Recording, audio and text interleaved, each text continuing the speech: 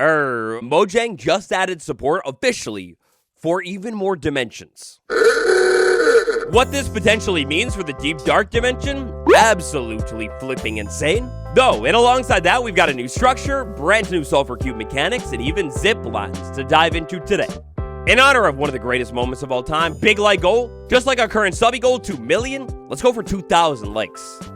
Let's see if we can hit it. Maybe I'll reveal my elbow or something, and let's go. Deep Dark Dimension, Aether Dimension, obviously very exciting and all, but I feel that it would be unjustified to the Sulfur Cube if we didn't start with this guy. After all, that's kind of the star of the show right now. Sulfur Cube, both Mew. The Sulfur Cube is a brand new mob coming to the game inside of this update. Right now, we've got not one, but two sizes. We have this bouncy one, go ahead and whack smack it, and then it splits up into the smaller size. By the way, today we're taking it fitty-fitty. I've had a little bit more time to dive into Mojang's newest Snapshot, but then there are some also intriguing things that have been found inside of this week's preview as well. We'll talk about it all. Sulfur Cube, Molfer Shaloub. Of course, walking around inside of survival Minecraft here, the Sulfur Cube doesn't care about me. Even if I beat it continuously, it doesn't matter. Now, the small Sulfur Cube, intriguingly, Bucket, it will not work at all. And also, while we're at it, items thrown onto the ground, the Sulfur Cube doesn't care about them. It only wants blocks. On the other hand, the big Sulfur Cube, once I bucket it and pick it up, put it back down, in theory, this mob should now never despawn, even if I move really far away from it. My tests with this mechanic have proven a little bit inconsistent, so maybe it's a little bit buggy right now. Tiny little baby Sulfur Cube. Yeah, it's confirmed that this is an infant because... oh, yeah, if you want to keep this thing tiny and small forever, all you need to do is one golden dandelion. They continued the updates for once. It's beautiful. You can keep this thing small if you want to. Or, if you want this thing to grow up, well, you could either wait 20 minutes. That's how long it will take to grow up. This is pretty much just like any other baby mob inside of the game. And using a Sulfur Cube spawn egg on a Sulfur Cube that already exists will spawn a baby one indeed. Slime Ball. Oh, this thing likes a slime ball. Take a look at it. I can tempt only the children. This is kind of interesting. I believe this is the first mob in Minecraft that is tempted differently depending on where it is in its cycle of life. Only the baby mobs like the slime ball, so that's kind of cool. And as you might have guessed here, the baby mobs, they like the slime ball. Oh, yeah. I can feed the baby mob the slime ball, and it will actually grow up. Sometimes that happens a little bit quicker, like we saw. Other times, it'll take even more slime ball than you would have expected. With the now confirmed slime connection here, I wonder if we can see a little bit of a revamp to the slime inside of this update. Maybe a slime cave biome? That'd be sick. Not a grown-up one. If I want to tempt this guy and try and get it to follow me, the slime ball's not working. A golden dandelion, obviously, that doesn't work. Instead, I am going to need to grab any block in the game here. Once I hold a block in my hand and walk up to you, hey. I thought you wanted to block, dude. All right. Well, in theory, this thing should be tempted by blocks. If it's not working, no big deal. I could go ahead and throw a block on the ground, wait for it to bounce around for a little bit of time, and realize that there's a block there. And now watch this. The sulfur... don't worry, guys. It's so early on in the update. They'll definitely fix it later, right?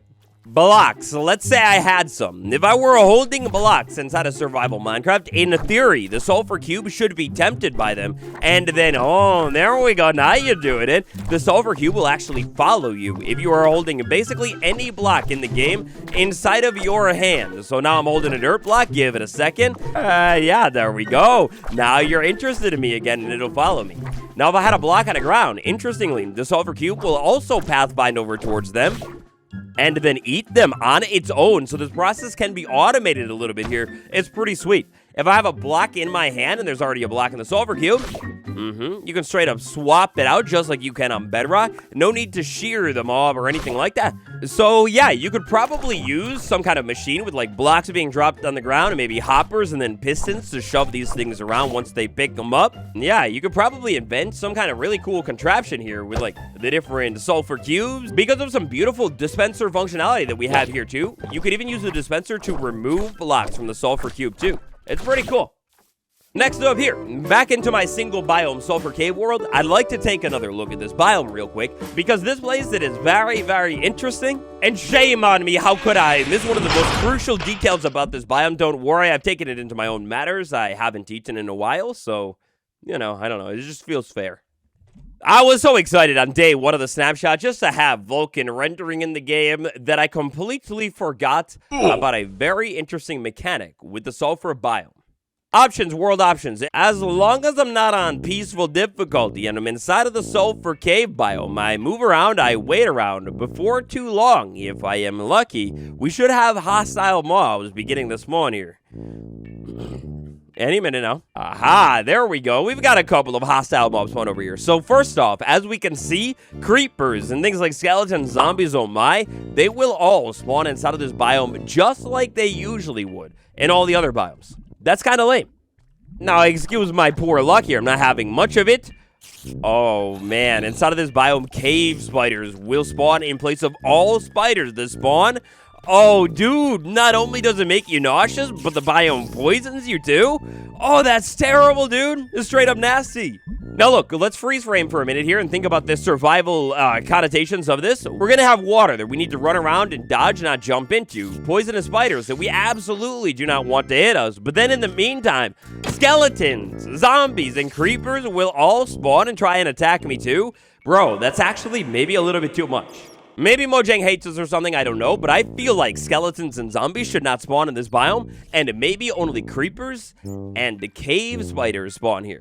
That could be quite interesting. With so many biomes in Minecraft, and now starting to rack up so many mobs, it's kind of lame that, like, zombies and skeletons just spawn everywhere. I definitely think there should be a little bit more biome diversification when it comes to our mob spawns.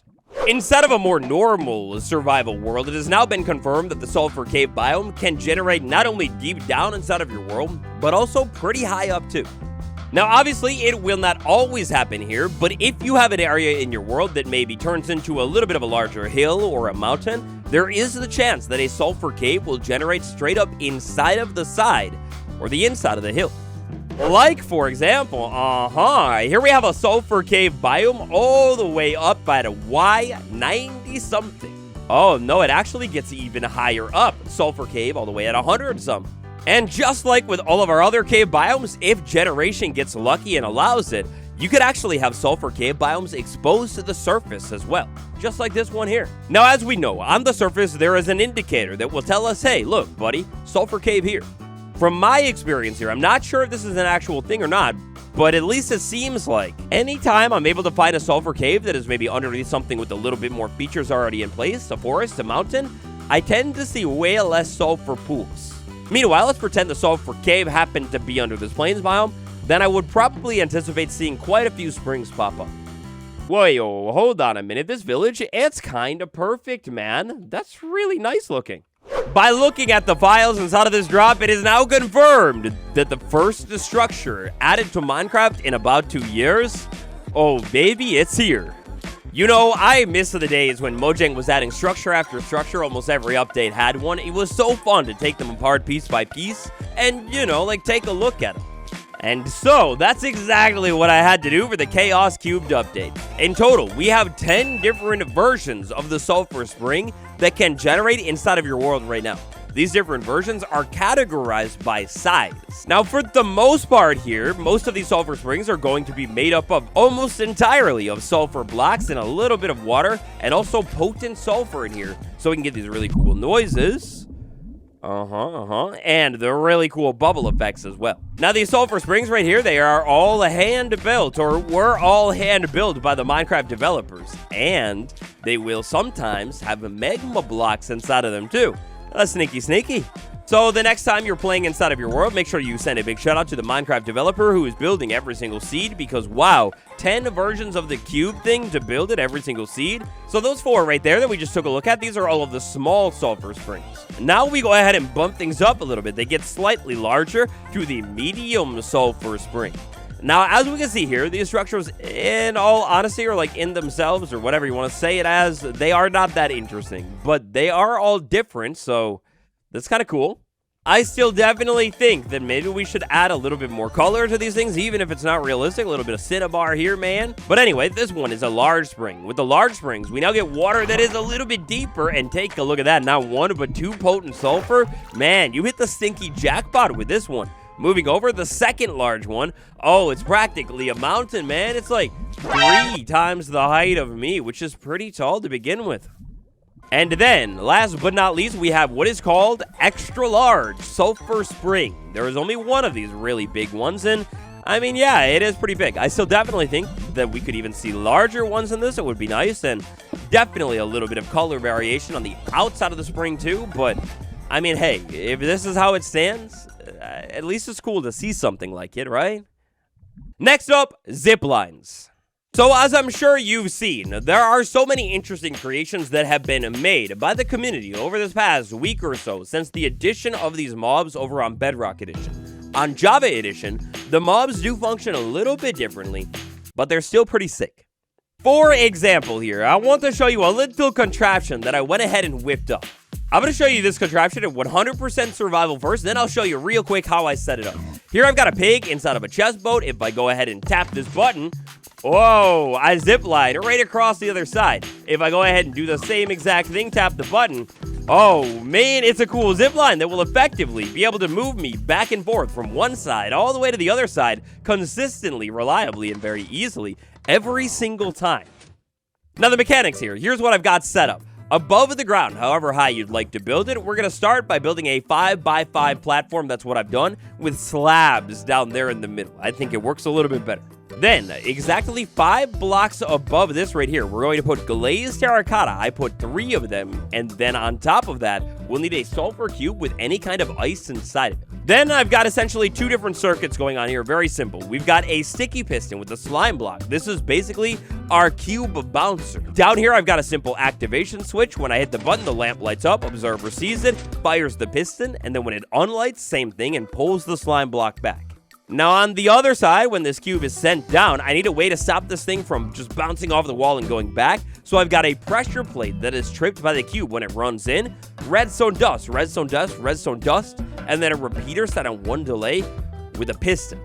This way, when the sulfur cube slides over this pressure plate, the piston is activated. It bounces off the slime block, but because the piston is down, it doesn't go anywhere. So basically, I could go ahead and send this cube back and forth all day long. Really simple zipline feature that you could add into your world. You could, of course, make the zipline stations a little bit farther apart. Maybe you have multiple stops and directions in which you could, like, send them. And dude, it's so cool. I think I'm going to build one in my survival world soon. And thankfully here, as long as Mojang doesn't update elite mechanics in this update, I think this should all work in theory and be preserved when the update releases.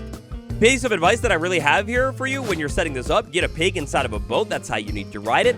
Then attach the leash to the boat first, climb all the way up, attach the lead to the cube with the ice inside of it, and then there you go. That should do the trick.